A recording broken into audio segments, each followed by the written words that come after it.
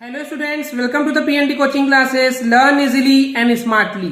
तो आज हम देखने वाले एक क्वेश्चन जिसमें बोला गया है describe the fundamental rights of citizens granted by constitution. तो क्वेश्चन का मतलब ये स्टूडेंट्स कि कॉन्स्टिट्यूशन ने जो फंडामेंटल राइट्स दिए हैं, ग्रांट किए हैं, यानी कि दिए हैं सिटीजन्स को, नागरिक को, उसके बारे में आपको डिस्क्राइब करना है, उसके बारे में आपको बताना है। यानी कि कॉन्स्टिट्यूशन क्या होता है स्टूडेंट्स, ये मैंने आपको पिछली वीडियो में बता चुका हूं कि एक ऐसी बुक जिसमें देश को, कंट्री को चलाने के रूल्स, रेगुलेशंस और लॉस लिखे होते हैं, तो उस बुक को हम बोलते हैं कॉन्स्टिट्यूशन।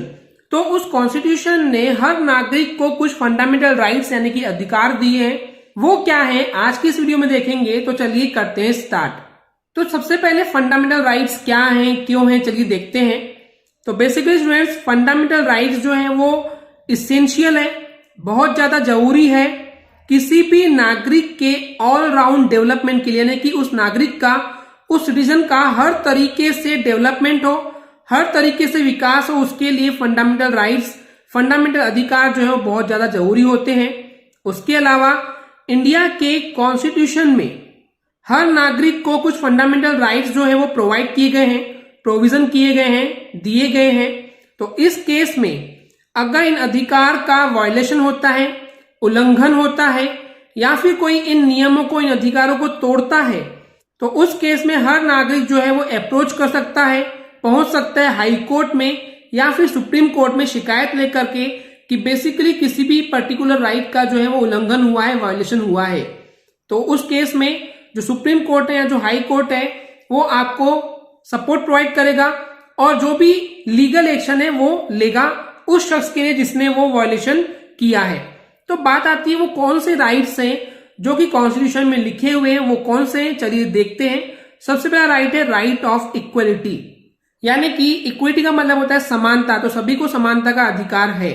तो इस प्रोविजन के अंदर इस राइट, इस अधिकार के अंदर डिस्क्रिमिनेशन यानी कि भेदभाव, अनटचेबिलिटी यानी कि छुआछूत, टाइटल्स यानी कि हमको सब पहचाने, हम फेमस हो जाएं, उस चक्कर में हम किसी को भी डोमिनेट कर रहे हैं, तो किसी भी पदवी को पाने के लिए गड़बड़ करना, ये सब चीजें एबोलिश हो चुकी है। एबोलिश यानी कि समाप्त हो चुका है, ये सब बंद कर दिया गया है कि भेदभाव, छुआछूत और पदवी पाने के लिए आप गलत काम कर रहे हैं, यह बंद हो गया है। और हर नागरिक को इक्वल यानी कि समानता का अधिकार है, सब समान है इस नियम के सामने।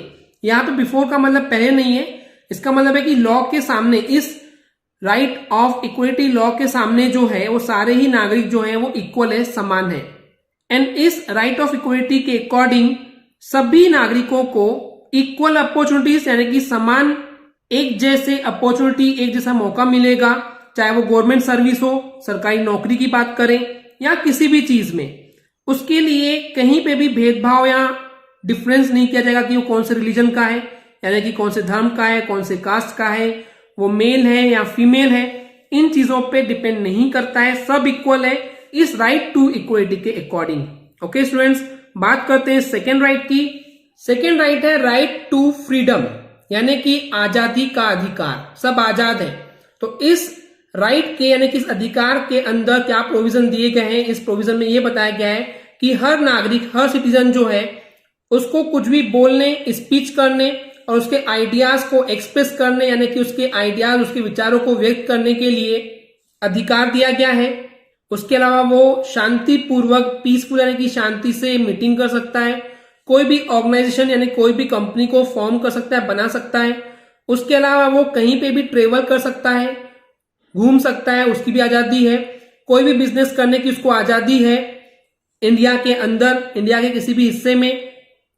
इसके अलावा वो जहां चाहे देश में, जहां चाहे वो रिसाइड कर सकता है, यानी कि रह सकता है। तो इसलिए ये सब चीज करने के उनको आजादी दी गई है कि वो कर सकते हैं इस राइट टू फ्रीडम के अकॉर्डिंग।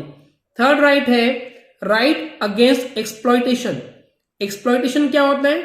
शोषण करना, काम लेना, बहुत ज्यादा काम लेना, मजबूरी में करवाना किसी से काम, तो उसको हम बोलते हैं एक्सप्लॉयटेशन।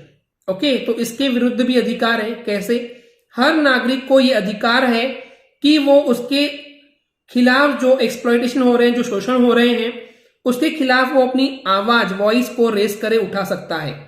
ओके, यानी कि उसके खिलाफ जो शोषण हो रहा है उसके खिलाफ वो अपनी आवाज उठा सकता है। उसके अलावा जो ह्यूमन ट्रैफिकिंग होता है, यानी कि किसी को डरा कर, धोखा देकर, जबरदस्ती उस व्यक्ति की इच्छा के खिलाफ उससे काम करवाना, ये सब बंद हो चुका है। बैन यानी कि सब खत्म हो चुका है, ये सब चीजें बंद हो चुकी है। फोर्स लेबर, किसी से मजबूरी में जबरदस्ती काम करवाना, वो भी बंद हो गया है।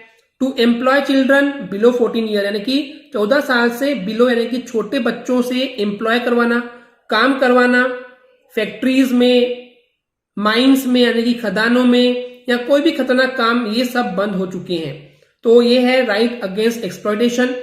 नेक्स्ट राइट है right to freedom of religion, यानी कि किसी भी रिलीजन यानी कि धर्म को मानने की आजादी का अधिकार दिया गया है।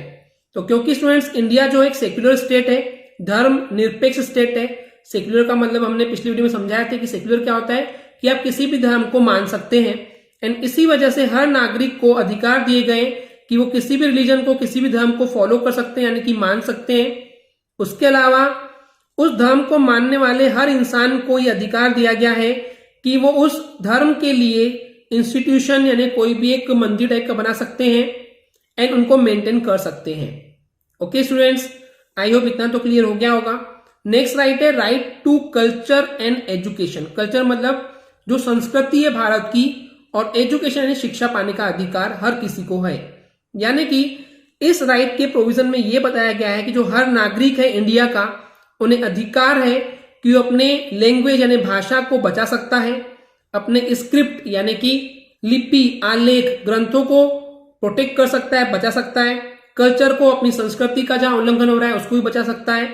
इसके अलावा वो किसी भी चीज में अपने आप को डेवलप कर सकता है, उसकी भी आजादी उसको है, और डेवलप करने के लिए एजुकेशन के बिना डेवलपमेंट नहीं पॉसिबल है, यानी कि शिक्षा पाने का भी सबको बराबर अधिकार है।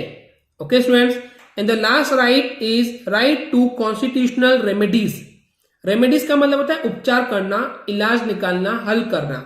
यानी कि अगर कॉन्स्टिट्यूशन का, संविधान का कहीं पे भी वायलेशन हो रहा है तो उसको ठीक करने का भी अधिकार है, उसका उपचार किया जा सकता है। यानी इसमें क्या होगा कि इंडिया के हर नागरिक को, हर सिटीजन को यह गारंटी दी जाती है कि ऊपर बताए गए 5 अधिकार में से अगर किसी का भी वायलेशन या स्नेच हो रहा है, यानी कि उल्लंघन हो रहा है या फिर छीना जा रहा है इन अधिकारों को, चाहे वो गवर्नमेंट के साइड से क्यों नहीं छीना जा रहा हो, तो वो इंसान, चाहे वो ही हो, लड़का हो, चाहे शी हो, चाहे लड़की हो, वो अप्रोच कर सकती है, पहुंच सकती है, अपनी आवाज लेके पहुंच सकती है हाई कोर्ट या फिर सुप्रीम कोर्ट में, ताकि उसको जस्टिस मिल सके, न्याय मिल सके।